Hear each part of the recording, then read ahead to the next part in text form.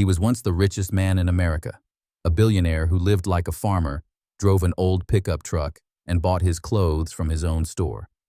Sam Walton didn't wear wealth. He wore purpose. Every morning before sunrise, he would feed his dogs, grab a cup of black coffee, and drive through the misty streets of Bentonville, Arkansas, the quiet town that became the capital of a global empire. No chauffeurs, no bodyguards, no ceremony, just Sam, his notebook, and a mind that never stopped asking one question: how can I make things better for the people who buy from me? He built Walmart, the largest retail empire in history, not from Wall Street, but from Main Street. Not with luxury, but with logic. His stores sold cheap, but his vision was priceless. Give the ordinary person the chance to live a little better every day. That vision made him a billionaire. His humility made him unforgettable. He wasn't impressed by marble offices or corner suites. He measured success in parking lots full of cars and cashiers who smiled. He believed greatness was not about standing above people, but standing beside them. He once said, "If you want to be successful, listen to the guy who sweeps the floor." Sam Walton was a paradox, a capitalist who distrusted extravagance, a billionaire who worshipped frugality, a leader who called himself a servant. So who was he? Really a merchant, a genius, or just a man who refused to forget where he came from? He didn't build Walmart to show the world how rich he could be. He built it to prove how far simplicity could go. Because Sam Walton's greatest luxury was living without one. Long before the blue vests, the smiling greeters, and the endless aisles, there was a boy who woke up before dawn to milk the family cow. Sam Walton was born in 1918 in Kingfisher, Oklahoma, a dust-colored town in the middle of the Great Depression. Money was scarce, but discipline was plenty. His father was a small-town banker who lost more than he earned, and his mother taught him the one lesson that would shape his life: don't complain, figure it out. When other boys played ball, Sam delivered newspapers, sold magazines, and fixed bicycles. He wasn't the fastest or the smartest, but he was relentless. He wrote down every expense, counted every penny, and treated each dollar like a seed. By high school, he had learned that success wasn't about luck. It was about repetition. Do a small thing right, then do it again and again until it becomes a habit. He worked his way through the University of Missouri, studying economics by day and managing odd jobs by night. He was polite, precise, and deeply curious. His professors called him the quiet competitor, the kind of student who never made noise but always finished first. After graduation, he joined J.C. Penney as a management trainee. It was there that Sam discovered what would become his religion: the customer. He noticed that his best mentor knew every regular by name and never rushed a sale. He understood that people didn't just buy things, they bought attention, dignity, connection. That idea would never leave him. Then came World War II. Sam served as an Army intelligence officer, learning logistics, supply chains, and systems lessons that would later become the invisible gears of Walmart. When the war ended, he returned to civilian life with little money but immense conviction. He married Helen Robson, who shared both his thrift and his ambition. Together, they scraped together $25,000, part savings, part loan from her father, and opened a small Ben Franklin variety store in Newport, Arkansas. It was 1945. The shelves were simple, the sign was plain, and the town was small. But Sam had an instinct for people, and he treated every customer as if they were his first. He stocked popular items in bulk, cut prices lower than competitors, and created something radical for its time value with friendliness. The store exploded in popularity. In 5 years, his sales quadrupled. Then, just as everything seemed certain, his landlord refused to renew the lease, taking the store and the location he had built from nothing. Sam lost almost everything. But instead of bitterness, he found resolve. He said, "I learned never to be at someone else's mercy again." That failure hardened his philosophy: independence above all ownership over comfort. He and Helen moved to a new town, Bentonville, and started over. Sam Walton had no investors, no backing, and no privilege, just the unshakable belief that hard work and humility could outlast any setback. He wasn't chasing money. He was chasing freedom, the freedom to build something that couldn't be taken away. Because deep down, Sam understood a truth most people never learn. You can lose a store, you can lose a job, but if you never lose your work ethic, you'll build it all again. In 1950, with a borrowed truck, a small loan, and a relentless spirit, Sam Walton opened a modest five-and-dime store on the town square of Bentonville, Arkansas. The shelves were uneven, the floor creaked, and the sign out front was hand-painted. But for Sam, it was not a store. It was a laboratory, a place to test an idea that would one day reshape America. He believed that business didn't have to be about privilege or power. It could be about people, ordinary, hardworking people, who wanted to save a few cents and still feel respected when they walked through the door. That belief became his compass. Every morning, Sam greeted customers by name, studied what they bought, what they ignored, and what made them smile. He wasn't selling goods, he was learning habits. He called it retail archaeology. When salesmen offered him expensive products, he asked one question: would I buy this if I had $5 to my name? His answer guided every decision. Lower prices, higher volume, faster turnover. Profit was not the goal, efficiency was. He drove hundreds of miles each week to study competitors, taking notes on window displays, pricing, and customer flow. He didn't see competition as threat. He saw it as tuition. There's no limit to what you can learn, he wrote, if you don't mind who gets the credit. Then came the idea that changed everything. In the early 1960s, chain retailers like Sears and Kmart were expanding into cities, ignoring small towns. Economists said rural America didn't have enough demand to justify large stores. Sam disagreed. He looked at the map and saw a different equation. Lowland costs, loyal customers, and no big competitors. He decided to build where no one else would, in the forgotten towns, the quiet highways, the places everyone overlooked. In 1962, he opened the first Walmart in Rogers, Arkansas. The slogan was simple: we sell for less. Customers laughed at first. A discount store in a town of 6,000 people? Impossible. But Sam knew something they didn't: that respect was the rarest currency in business. He treated every customer like a friend and every employee like a partner.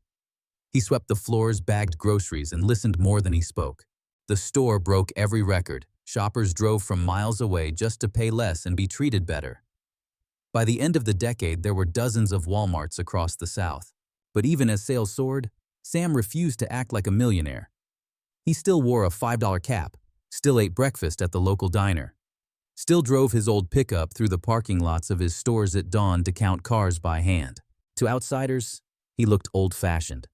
To those who knew, he was a revolutionary. He wasn't building stores. He was building a philosophy, a belief that capitalism could be humble, that business could serve that greatness, could begin in a town too small to be noticed. He didn't invent the discount store. He reinvented its purpose. Because Sam Walton never wanted to own the world. He just wanted to make it a little fairer, one price tag at a time. As Walmart began to spread across small-town America, Sam Walton didn't build his success on slogans or spectacle. He built it on a belief that people, when treated with trust and respect, could achieve the extraordinary. His philosophy was disarmingly simple: if you take care of your people, they'll take care of your business. Sam called his employees associates, not workers. He wanted them to feel ownership, not obligation. Every store had morning meetings where he'd clap, joke, and shout encouragement, turning business into a kind of small-town revival. "Let's go out there and make them smile today," he'd yell. He believed enthusiasm was contagious, that leadership wasn't about authority, but energy. He introduced something unheard of at the time: profit sharing. Even cashiers and stock clerks received bonuses when the store performed well. To Sam, success only mattered if it was shared. "We're all partners in this thing," he said. And that's what makes it fun. But behind that friendly grin was a mind obsessed with detail. Sam knew every number: inventory, turnover, freight, cost, cash flow. Yet he also knew the name of the janitor and the birthdays of his store managers. He balanced efficiency with empathy, profit with purpose. He spent weekends flying his small plane from one store to another, landing in open fields, walking the aisles, asking employees what could be better. He didn't want filtered reports. He wanted truth straight from the floor. "The only people who know what's really going on," he said, "are the ones stocking the shelves." While competitors focused on big cities, he doubled down on small towns, opening stores within driving distance of one another, so they could share inventory and distribution. He built warehouses not for storage but for speed, the heart of what would later become Walmart's legendary supply chain. He pioneered what economists would call everyday low prices. But for Sam, it wasn't just a business model. It was a moral stance. Why should the working family pay more just because they don't live near a big city? He asked. His answer became his mission to democratize affordability. He didn't see customers as consumers. He saw them as neighbors, people who trusted him to stretch their dollar a little farther. He'd often say, "We're not in the retail business. We're in the people business."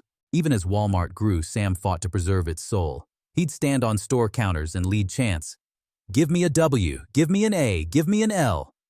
The crowd would erupt, laughing, clapping, and believing. To outsiders, it looked corny. To insiders, it was gospel. He wasn't teaching employees to sell more. He was teaching them to care more. And that became Walmart's invisible advantage, the culture of common sense, humility, and heart that no competitor could replicate. He once said, "Outstanding leaders go out of their way to boost the self-esteem of their people." That was Sam Walton's genius. He didn't build a company on money. He built it on belonging, because he understood something most billionaires never do. The greatest empire isn't built on products. It's built on people. By the late 1970s, Walmart was no longer a regional curiosity. It was a machine, quiet, relentless, and impossibly efficient. While rivals spent fortunes on advertisements and marble storefronts, Sam Walton spent his nights studying supply chains. He wasn't interested in image. He was obsessed with movement, how goods traveled, how prices dropped, how seconds turned into savings. He used to say, "Control your costs better than your competition, and you'll always have a future." Sam believed that every penny saved was a promise to the customer. So he built his empire around one idea: efficiency as empathy.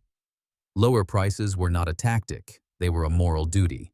He began by redesigning the company's nervous system, the way information and inventory flowed.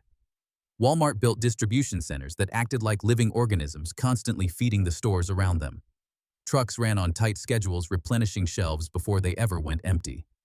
Every store was connected by radio and later by computer, allowing instant updates on sales and stock. It was revolutionary, the birth of real-time retail. Sam understood that the world wasn't changing because of what people bought, but how they bought it.